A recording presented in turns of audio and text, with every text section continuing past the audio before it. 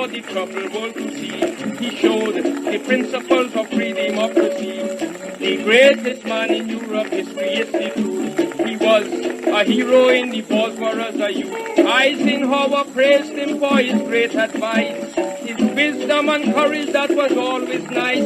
He was the greatest prime minister, a genius and a pal of America.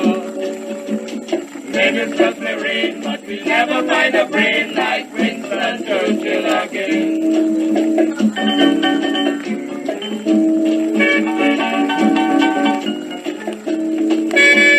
Hitler and Mussolini really done a lot. Churchill planned how to get them in the pot. He made an offer as the primer when he sat. Blood, toil, tears, sweat, how you look at that. He was provoked, so he did defend. And Hitler and his gang had a bitter end. He was the bravest prime minister, a genius and a pal of America. Ministers may reign, but we'll never find a brain like Winston Churchill again.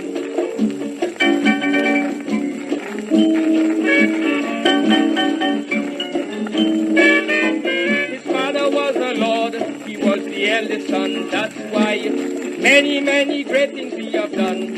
Was educated at Sanharu, a journalist. King, the world will tell you so. One man means so much to everyone. We missed his leadership, now he's gone. He was the greatest prime minister, a genius and a pal of America. So ministers may reign, but we'll never find a brain like Winston Churchill again.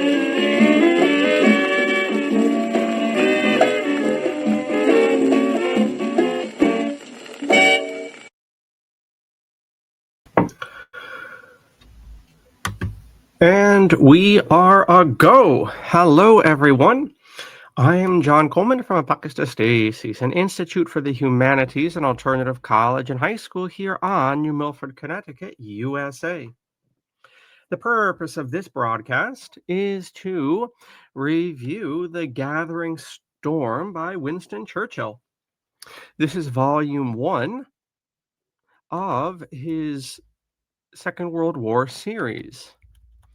And if the toggles here would cooperate, I can get some background music going on and we will be right as rain. Well, let me at least get my mug on the screen here. Now, you might not think that the Second World War as a title is that innovative, but this series, which was produced in about the 5 years immediately after the war, really went a long way to popularizing the term for the conflict 1939 to 1945 as the Second World War. There were various other contenders for that, some of which are still around. The Soviets, for instance, or the Russians now, refer to that event as the Great Patriotic War. The Germans, who were defeated, so I guess they don't count, the Nazi Party referred to the war as the war against Jewish bankers. The Americans, Roosevelt's favorite expression, was the war for democracy.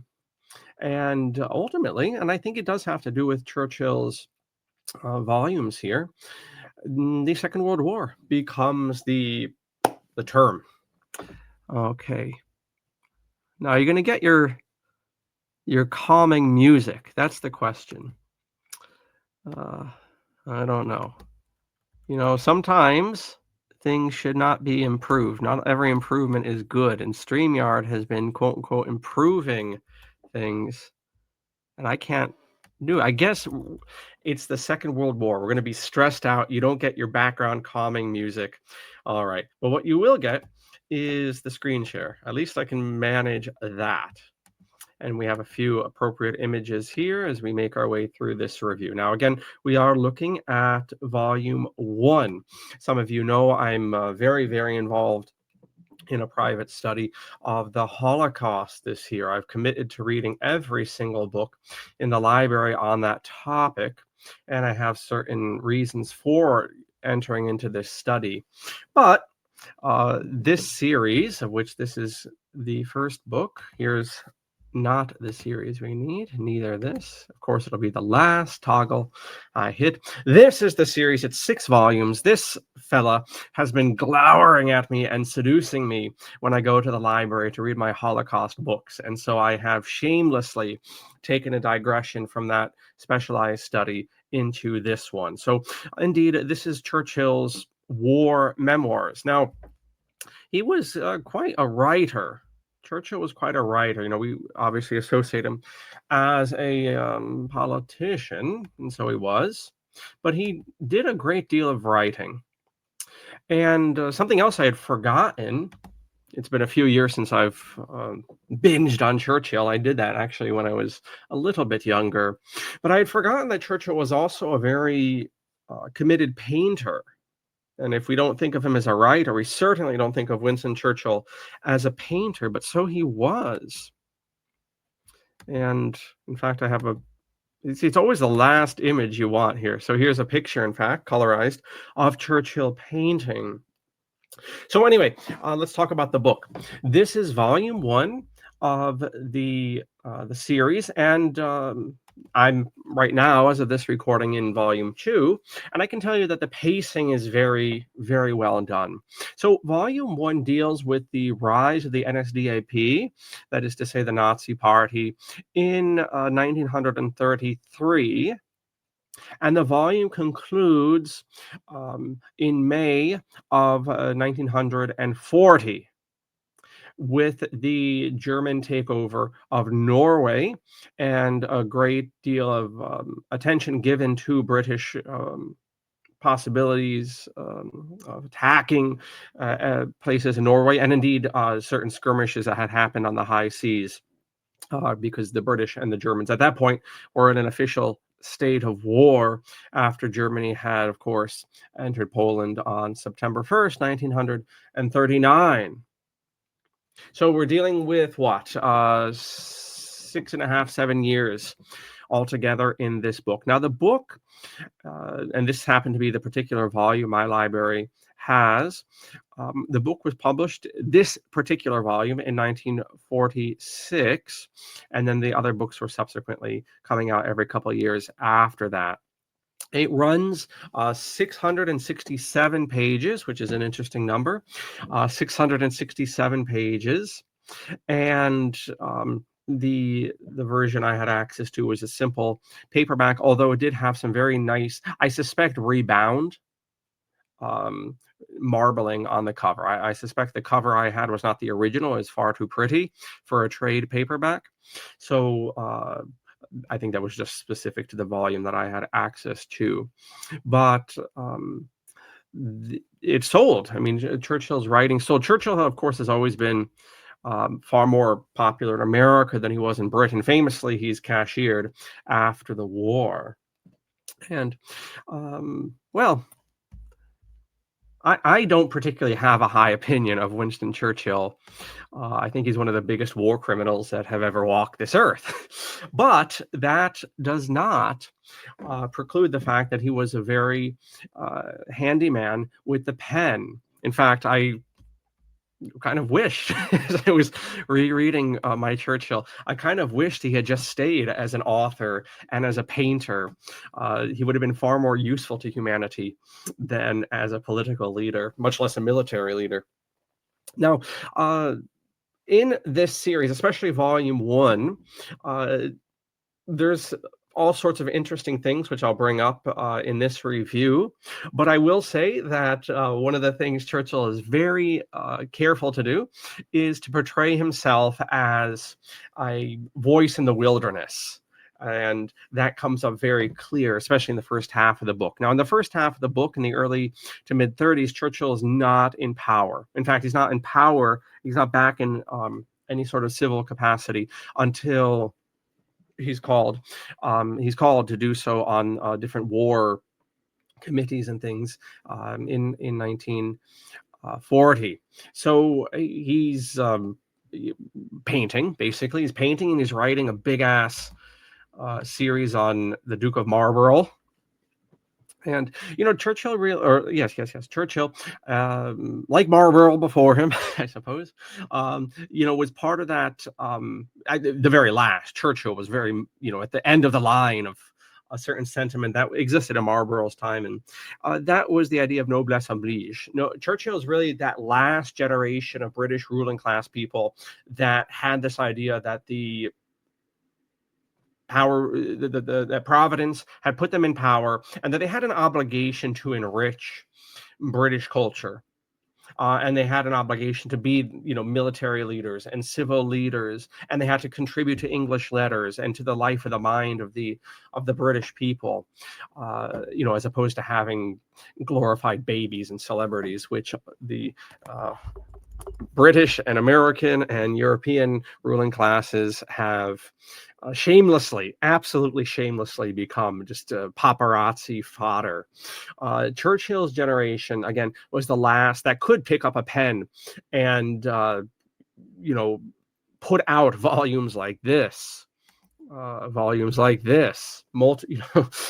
some point in the Gathering Storm, Churchill estimates that up until about the mid-30s, he had put something like 1 million words into print up until that time.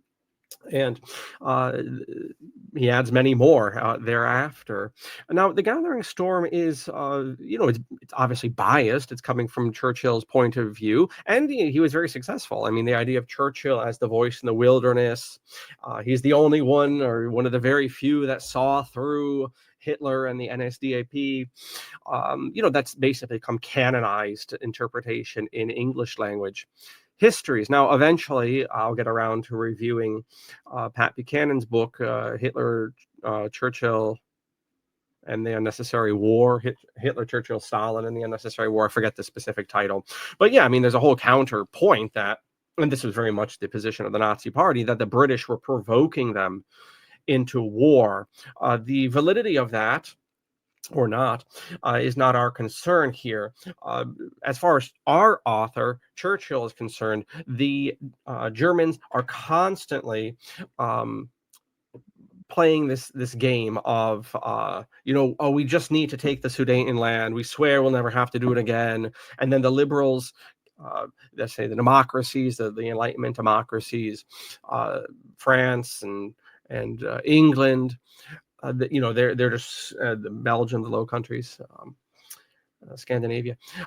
They are just so fearful of another major conflict that they always are taking steps back. And that look at this cynical Nazi aggression. They're constantly BSing us about, this is the last time we'll have to take Austria. We swear we'll never have to do it again. Then we have to take Czechoslovakia. We swear we'll never have to do it again. And so that's as far as Churchill concerned. What's going on is that after the First World War, the democracies, however nominally victorious, their fighting spirit had been broken, and therefore they were primed to be taken advantage of by the growing Nazi Party. Now, there's a lot of very interesting stuff between the lines in The Gathering Storm, which makes me happy to have read the book. One of which was Churchill's claim that the Nazi Party was basically a sock puppet for the Reichswehr, which is the name before and after the Nazi Party that the Wehrmacht had, right? So the Nazis changed the name of the German entire military structure to the Wehrmacht prior, and subsequently and to this day, I believe, referred to as the Reichswehr. I don't know really what that means, but in any case, the Reichswehr, after the Treaty of Paris, the so-called Treaty of Versailles, kind of a sub-treaty to that event, as far as Churchill portrays things, and he does have a very focused attention on this at a certain point in the text, speaks about the Reichswehr using the Nazi Party in order to build up what was a very castrated situation in terms of growth and arms development that Germany was allowed after the war. So that was interesting. That very much one hand washes the other. That very much corroborates the thesis of Carroll Quigley, adds to it that you had the capitalists in America very much involved in the rise of the Nazi Party. Um, uh, Neither influence, of course. The Nazis themselves were quick to acknowledge they had their own mythology as to how they came to power. In any case, that was interesting. Also, something I appreciated in this text was the lack of, shall we say, Disneyfication of the Germans, and the lack of Spielbergization of the Nazis and of Hitler. Um, uh, I should speak on this phenomena in the future, but in any case, uh, Churchill has a special onus that he sees with the Nazi Party, but it never becomes this type of over the top thing. A lot of us grew up learning about the Nazis from silly American films and whatever, where they literally are cartoon villains. Um, and Mussolini in particular is just, the way he's portrayed is just as a normal politician with his own unique way of viewing things, but not the literally Disney character. Some of you know those propaganda films that were put out during the war by the Disney Corporation, which is basically just American intelligence, if you didn't know, Why We Fight, where where Mussolini literally is like a Donald Duck type of character. But anyways, Churchill spares us all of that, and actually, in doing that and treating us like adults, which sometimes historians subsequently haven't done when it comes to the Second World War, you really do get a much better grasp on things. So Churchill also, being much closer to the events, brings up stepping stones, shall we say, to the Second World War that have largely been forgotten, such as the Italian conquest of Abyssinia. He has a very long explanation of the different negotiations that were happening, especially concerning the Suez Canal, between the Italians and the English the contingencies that they had to, protest this, and the type of game of chicken they had to play because of certain factors that were in operation when it came to Abyssinia and the Italians in Europe. So that was altogether interesting. Munich was given a lot more attention than it presently has. I'm old enough to remember, at a certain point, you could just mention Munich, and everyone knew the reference. I don't know if that's the case anymore. Munich meaning this this scenario, kind of a stand-in where you're staring at your opponent and you blink. And Churchill goes on quite at length about that, and about what he sees as the lack of nerve that Chamberlain shows the second time he comes back from Munich, declaring that he will have peace in our time. We will have peace with Herr Hitler. That was also just a kind of a cute feature I noticed. I don't know if that was the case in geopolitics at the time, but when Churchill is speaking about Mussolini, he will use like Senor Mussolini, or the same for Franco in Spain. And when he's speaking about, Dadier in France, he'll say Monsieur Dadier. And the same with the Polish honorific, and the German, Herr Hitler. And I thought that was a kind of an interesting little feature there. You certainly knew what country the characters were coming from, let's say. Also, again, subsequent historiography to the Second World War has largely made a martyr out of Poland.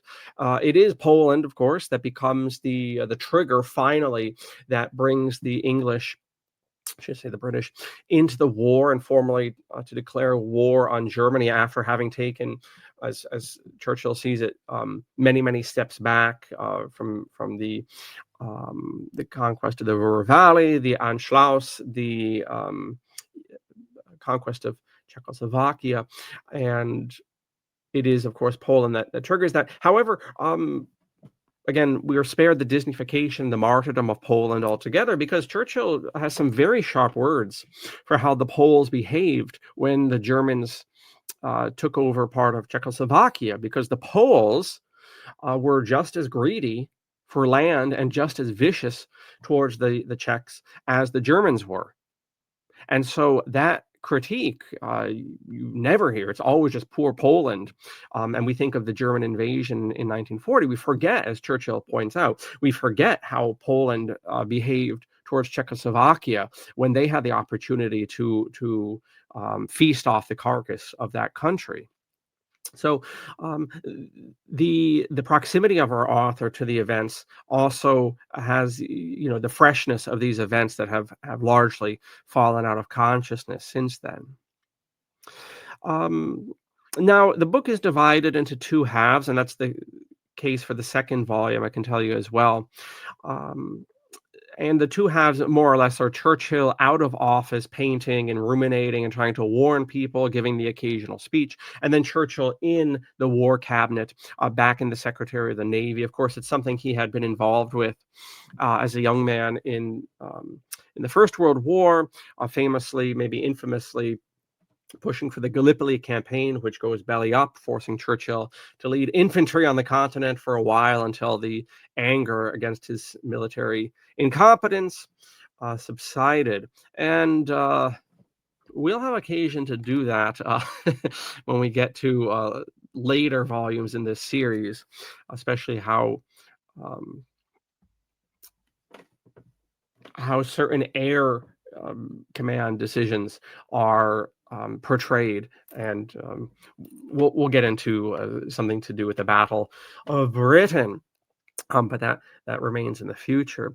The point is, he's not only is he, in my opinion, monstrous war criminal, but he's also an incompetent war criminal at that. So that leads to a great deal of additional tragedy and lost lives. And in any case, you see Churchill in the second half of The Gathering Storm pushing for military expeditions that, in Norway in particular, that no other people in the Admiralty are interested in. So, and that continues in other ways too.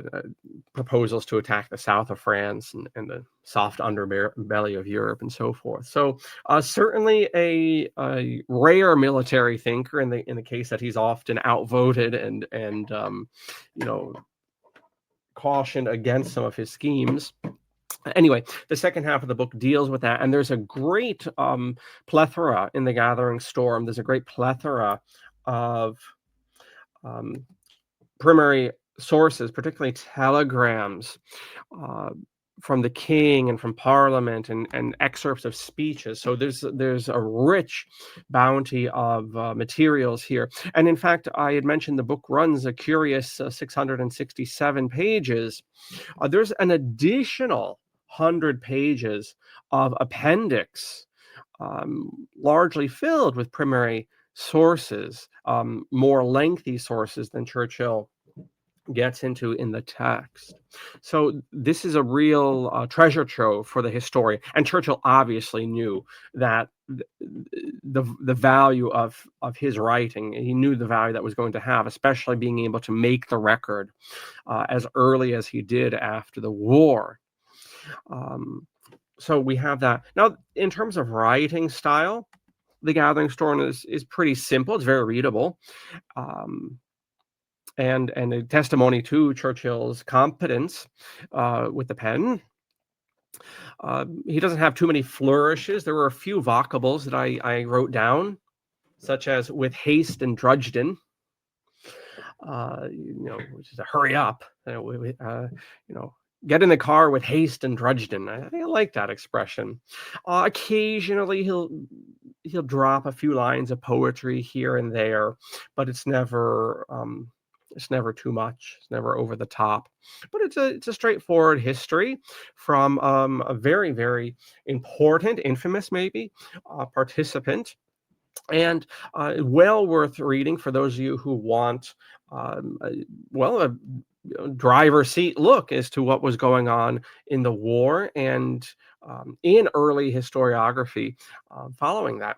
So there you go. The Gathering Storm by Winston S. Churchill, half American, you'll recall, and someone who is well worth reading. All right. So there we go. I will catch you down the line. I hope to catch you in class as well. We have many literary selections and courses at Apocatastasis. We also have military courses looking at that. And there'll be more about that as time moves along. If only there were enough hours in the day. Anyway, that'll do for now. Thank you for hanging out here and get reading.